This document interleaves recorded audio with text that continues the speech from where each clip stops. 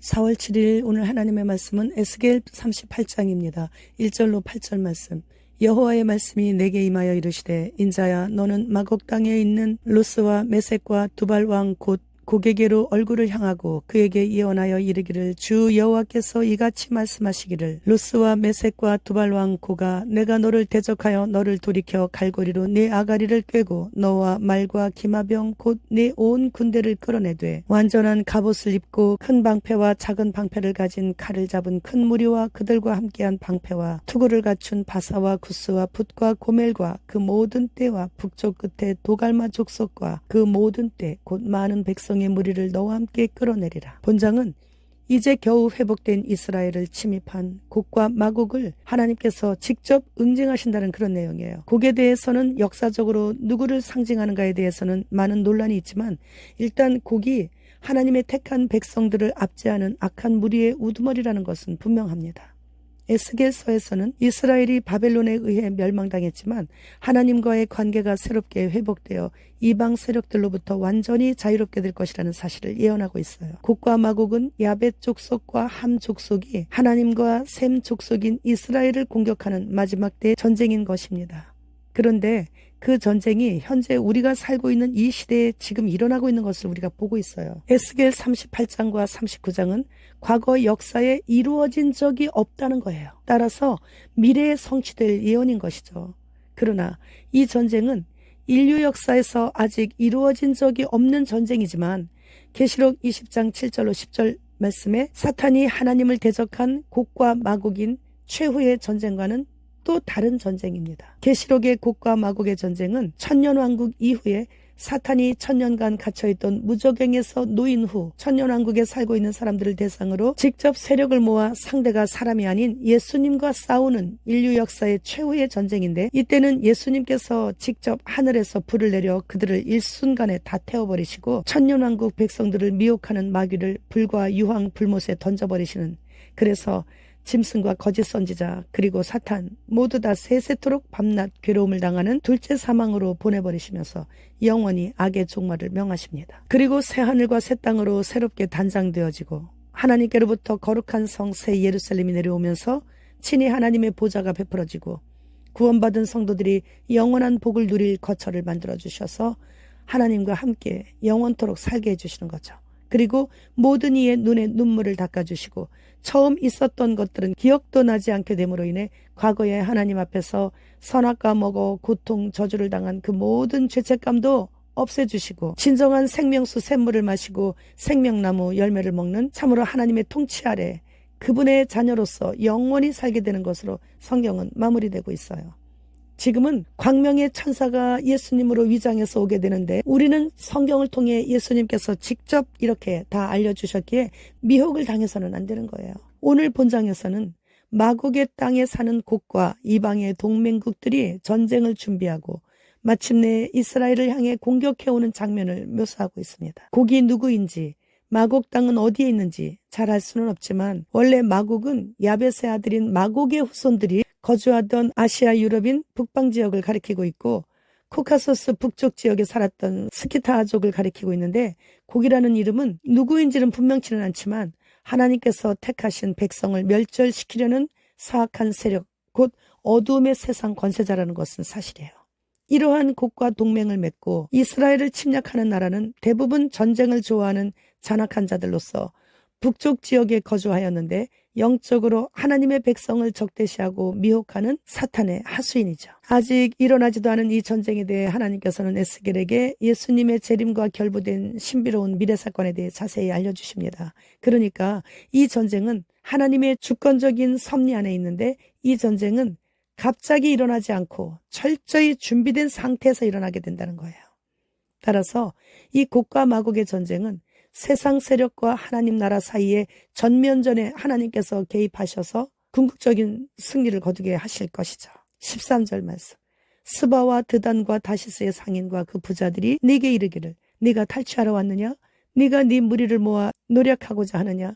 은과 금을 빼앗으며 짐승과 재물을 빼앗으며 물건을 크게 약탈하여 가고자 하느냐 하리라. 이렇듯 곡이 이스라엘을 공격하는 이유는 현재 이스라엘의 풍부한 석유 등 그 지하 자원과 모든 대륙을 잇는 중앙의 땅이기 때문에 이스라엘을 정복하면 근동의 패권을 잡을 수 있게 되는 거예요. 이 공격은 현재 일어나려고 하고 있는데 그것은 이스라엘이 고립되어서 지금 혼자 외로이 싸우고 있습니다.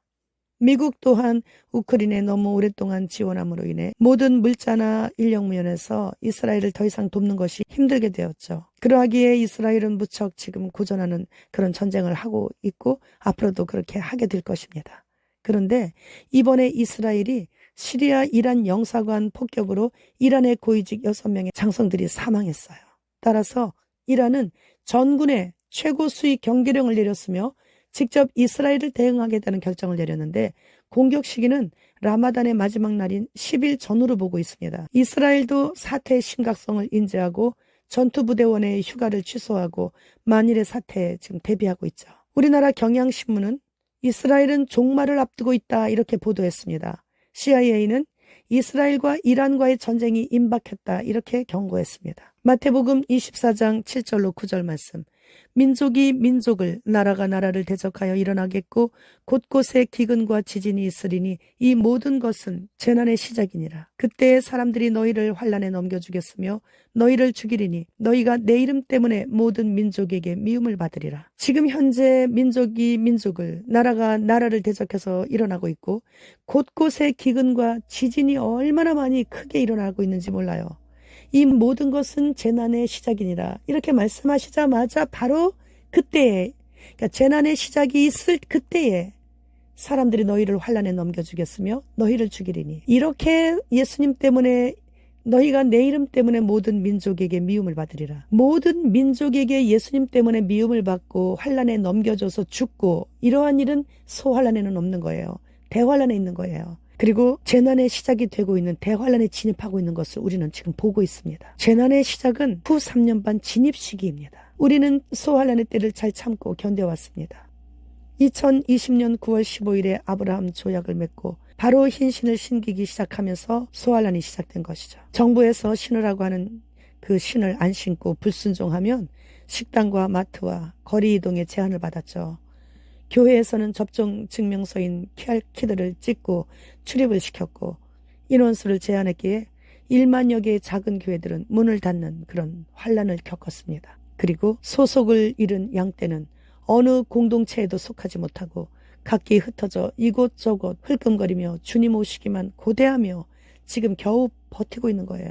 그러다 보니 영적으로는 더욱 예민해져서 몸속에 무엇을 집어넣으려고 하면 먼저 의심부터 하고 성경의 짐승표인가 해서 정부의 말에 불순종하게 되어 미움을 받게 되고 그래도 말씀 따라 살아야 하기에 모든 민족에게도 미움을 받게 되는 거죠. 이게 대환란에 진입하는 거예요. 그런데 그러한 일들이 본격적으로 또 2차로 다시 일어나려고 하고 있고 곳곳에서 지진과 기근의 소식이 날마다예요. 날마다. 나라와 나라인 이스라엘과 아랍이 나토와 러시아 그리고 민족과 민족인 우크라이나와 러시아 중국과 대만 북한과 한국 등이 서로 지금 대적하여 일어나고 있고 일어나려고 하고 있고 지금이 바로 대환란에 진입하는 때인 거예요. 예레미야 30장 7절 말씀. 슬프다 그날이여 그와 같이 엄청난 날이 없으리라. 그날은 야곱의 환란의 때가 되미로다. 그러나 그가 환란에서 구하여 냄을 얻으리로다. 오늘 본장의 곡과 마곡의 전쟁으로 인해 이스라엘은 야곱의 환란으로 본격적으로 들어가게 된다는 것이죠.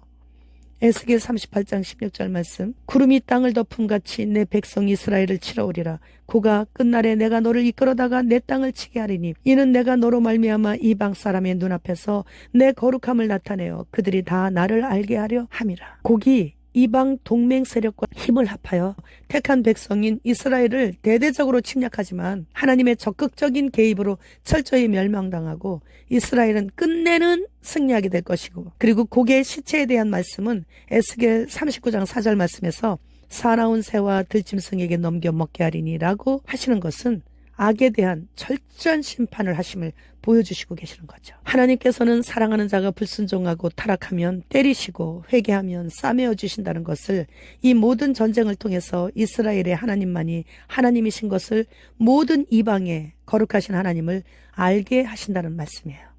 또한 곡에 대한 심판의 결과를 통해 온갖 악한 음모와 술수로 하나님의 백성을 대적하는 세력들을 엄중히 심판하심으로써 종말론적인 승리를 보여주시는 말씀이십니다.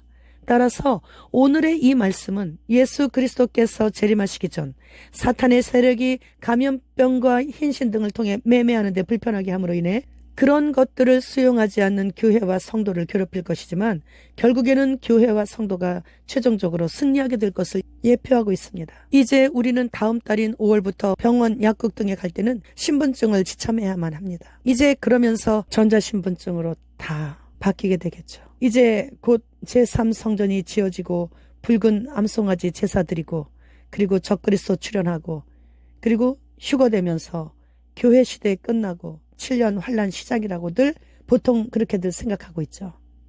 그러나 휴거되고 제3성전 세워지고 적그리스도 출현하고 아직 이 땅에 순교할 자들이 많이 남아있기에 그때까지 교회 시대, 은혜 시대는 성령님께서 이 땅에 계시는 한 계속됩니다. 마태복음 3장 12절 말씀.